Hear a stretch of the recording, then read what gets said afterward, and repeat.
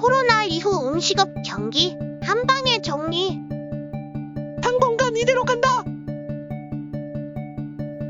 코로나19 방역 조치가 해제되면서 수많은 사람들이 상권으로 돌아오고 있습니다. 작년 하반기부터 미리 준비를 시작한 복합몰, 백화점, 아울렛은 물론 소위 힙한 공간으로 탈바꿈한 신생 상권, 그리고 국내 관광지의 재발견, 지방의 관광 명소들까지 4월부터 본격적으로 소비 경기가 풀리는 모습을 볼 수 있죠. 소비 경기가 풀리면 가장 먼저 티가 나는 업종이 음식업입니다. 소비 빈도가 잦은 만큼 효과가 바로 나타나거든요. 그래서 오늘은 코로나가 시작되기 이전인 2019년부터 2022년 4월까지 지독하게 우리를 괴롭혔던 코로나 3년의 기간 동안 각각의 음식 업종들이 어떤 방향으로 바뀌어 왔는지 6개 유형별로 살펴보려고 합니다. 노빠꾸, 코로나 와중에도 지속적으로 몸집을 불린 업종도 있었고, 2보 전진을 위해 1보 후퇴하거나 1보 전진을 위해 2보 후퇴한 업종도 있었습니다. 열심히 회복해서 이제 거의 다 회복한 업종도 있고, 아직 갈 길이 먼 업종들도 보이죠. 혹은 코로나19와 같은 외부 요인의 영향을 덜 받는 업종들도 있었습니다. 6개 유형별로 각각 어떤 업종이 포함되는지 함께 살펴보시죠. 첫 번째 유형은 코로나 따위 상관없는 노빠꾸, 지속 성장형 업종입니다. 먼저 가장 높은 증가세를 보이는 업종은 바, 카페 업종이었습니다. 그 다음으로 아이스크림, 고기 뷔페, 조개구이, 민물 장어, 케이크 전문점, 바닷가재 게요리 전문점이 2019년 4월부터 2022년 4월 4개년간 지속적으로 성장한 업종에 뽑혔습니다. 해산물 요리와 디저트 업종의 강세가 나타나는 모습이죠. 그런데 바, 카페 업종은 다른 업종에 비해 압도적인 성장세를 보입니다. 2019년 4월에 비해 2021년 4월은 2배 이상, 2022년 4월은 4배 이상 시장 규모가 커진 것으로 분석되고 있으니까요. 요즘 유행하는 다른 음식업보다 바 업종이 성장률이 가장 높다는 점이 어떤 이에게는 쉽게 와닿지 않을 수도 있습니다. 그러면 바, 카페 업종은 왜 이렇게 성장했을까요? 첫 번째 원인은 다른 유흥 주점들이 코로나 기간 동안 모두 몰락했기 때문입니다. 일반적으로 양주를 취급하는 곳을 생각해보세요. 유흥 주점이나 클럽, 나이트클럽 같은 주점들이 생각나시죠? 그런데 코로나 방역 조치로 인해 집합 금지와 영업시간 제한으로 가장 타격을 받은 곳이 유흥 주점이었거든요. 그래서 이런 유흥 주점들이 점차 지상 1층이나 2층 혹은 꼭대기층으로 자리를 옮기면서 소프트한 업태로 바뀐 게 바인 거죠.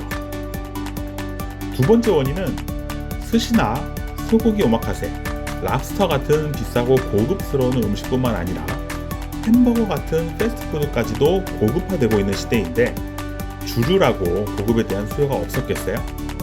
그렇다고 소주나 맥주, 막걸리가 고급화되는 것은 한계가 있다 보니 칵테일이나 와인, 위스키 같은 양주에서 고급화 수요가 폭증한 것이죠.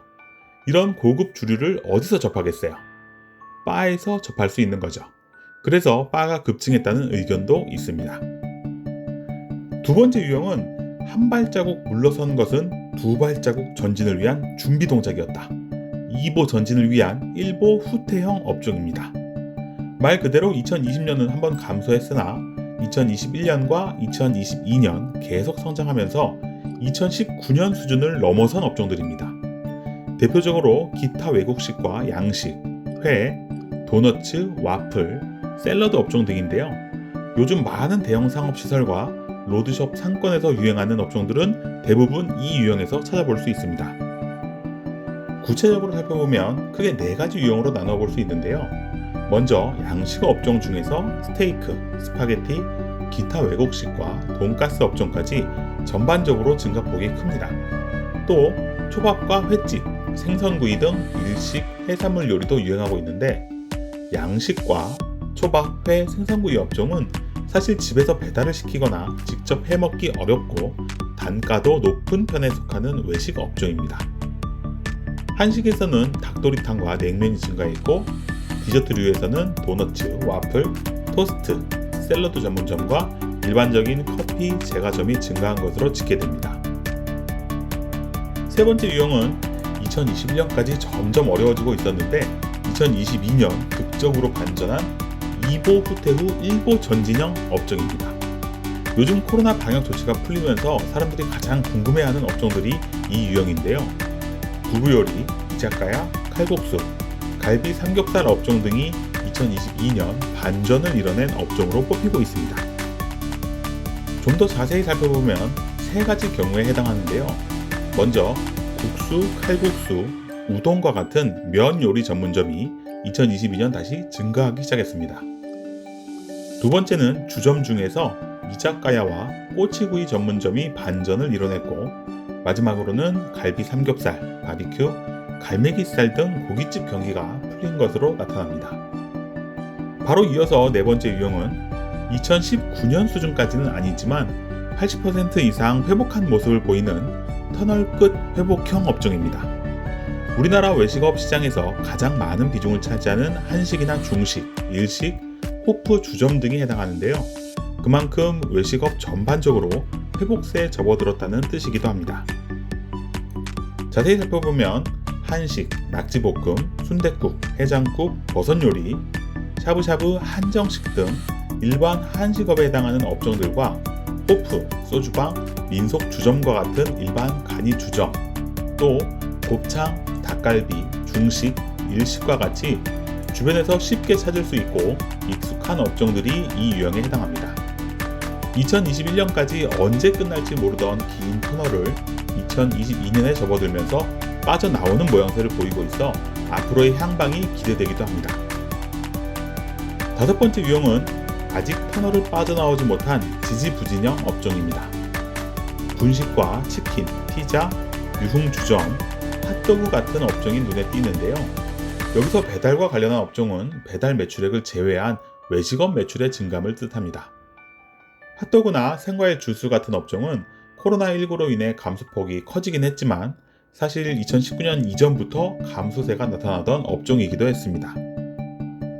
몇 가지 이런 업종들의 특징을 살펴보면 앞서 언급했던 것처럼 유흥주점은 코로나19 이후 급속도로 시장이 위축되었고 상업용 부동산 시장에도 수많은 매물이 쏟아져 나왔습니다. 주로 지하의 넓은 면적을 사용하는 업종이다 보니 쉽게 거래가 체결되지도 않아서 아직도 부동산 시장에 유흥주점 매물들이 많은 편이죠. 코로나19로 인한 피해가 가장 큰 분야였던 만큼 회복 속도가 더딜 수도 있다는 분석들이 나오고 있습니다. 다음으로 이 유형에 속하는 몇몇 업종에서 공통으로 발견할 수 있는 사실은 대표적인 배달 업종이라는 것이죠. 치킨, 피자, 족발, 떡볶이, 분식 등 배달 시장에서 자리를 굳힌 업종들은 외식 시장에서는 회복이 느리거나 오히려 더 감소하는 모습도 보이고 있습니다.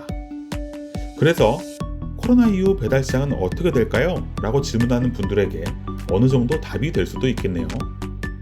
배달 시장으로 완전히 넘어간 몇몇 아이템들은 코로나 이후에도 배달 시장에서 계속 자리를 지킬 것이라고요. 만약 외식 시장에서 배달 가능한 음식들의 매출이나 비중이 늘어난다면 그건 배달 시장에서 뺏어오는 게 아니라 그냥 외식 시장의 규모가 커지는 것으로 이해하는 것이 맞을 것 같습니다.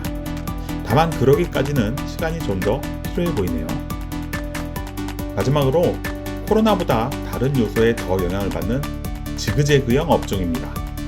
한마디로 코로나에 상대적으로 덜 영향받았다는 뜻인데요.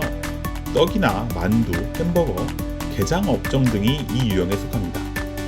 물론 2021년 떨어지는 패턴이 나타나는 것은 다른 업종과 비슷해 보이기도 하지만 2020년과 2022년은 증가하고 2021년만 감소하는 패턴은 일반적인 다른 업종들과는 다른 모습입니다. 이런 몇몇 업종은 공통적으로 전국 단위로도 몇 개 없는 업종인 경우가 많습니다. 홍어 전문점이 전국에 592개, 게장 전문점은 505개, 옷닭은 190개, 토종닭은 102개 정도인데 주변에서 쉽게 찾을 수 있는 업종도 아니고 또 우리가 자주 먹는 일반적인 업종들도 아닙니다. 도심보다는 외곽에 위치하는 경우가 많고 전문점으로 운영되기 때문에 하나하나 맛집으로 유명한 업종입니다. 그러니 외부 환경에 어떤 변화가 있어도 크게 영향받지는 않을 수 있겠죠. 자, 어떻게 보셨나요? 우리나라 70만 개 외식 점포들 각각의 업종별로 지난 3년간 어떤 변화를 겪어왔고 또 앞으로는 어떻게 변할지 전반적으로 읽어봤습니다. 우리는 일반적으로 도너츠 가게에 줄 서 있는 사람들을 보면서 또 유명 도너츠 브랜드가 주요 거점에 입점하고 SNS에 많이 언급되는 걸 보면서 도너츠가 유행이라고 말합니다. 그러다 트렌드를 선도하는 상업시설이나 상권에 가보면 도너츠뿐만 아니라 전반적인 외식업의 흐름이 어떻게 변해가고 있는지도 발견하게 되죠. 그런데 데이터를 분석하면 거기서 한 단계 더 나가서 전체 외식업의 변화가 눈에 들어옵니다. 전체가 보이면 인사이트를 뽑아낼 수 있고 맞는 의사결정을 할 확률도 높아지죠. 처음부터 지금까지 계속 같은 말을 하고 있는지도 모르겠습니다. 눈에 보이는 단편적인 사실보다 전체를 보고 이해하시기 바랍니다.